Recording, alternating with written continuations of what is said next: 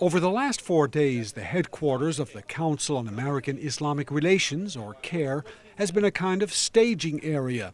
From here, 70 or 80 activists and civic leaders from across America have gone out to visit the offices of 125 members of the U.S. Congress. This is CAIR's 8th annual Advocacy Day, and every year CAIR brings out Muslim leaders, supporters, and our CAIR chapters, of course, to meet with their members of Congress, build lasting relations, and inform them of the Muslim community issues. The activists have been particularly eager to ask Congress to stop government surveillance that inordinately targets Muslims and Arab Americans. The federal watch list is a list where American citizens, Muslims in particular, are placed, and it can hinder their travel. You have the no-fly list where people are barred from actual flying, to secondary screening where every time they try to fly or cross the U.S. border, they can be hindered from anywhere between 1 to 6 hours, answering some pretty invasive questions about their religion and life.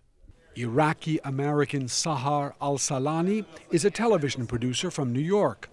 Moroccan-born Mohammed al-Filali heads the Council on American Islamic Relations chapter in the state of New Jersey.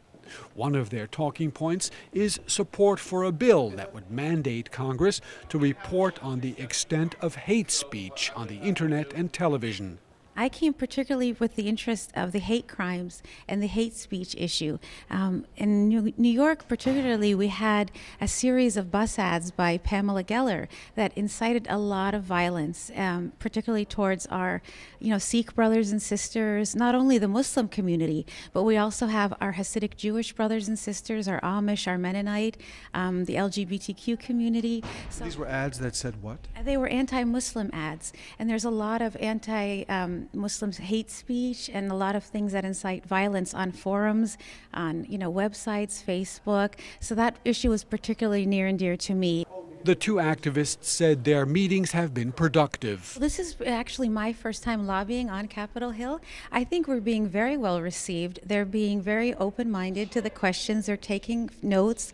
They're listening to us. They're giving us feedback on how we can go back into the community, what they need from us as advocacy agencies. And actually, I think they've been very positive so far today. It's part of being an American citizen. It's not just to elect people into office, but of course to watch and to make sure that our rights are protected along the rights of the other Americans as well. Muslim Americans face some discrimination and government spying, but their leaders say this type of lobbying helps Congress members better understand the community's concerns. This is Democracy in Action, American style. Like other groups before them, Muslim Americans are finding that by lobbying their elected representatives, they can have an influence over the policies that affect their lives. Burton Bolag, KSA2, Washington.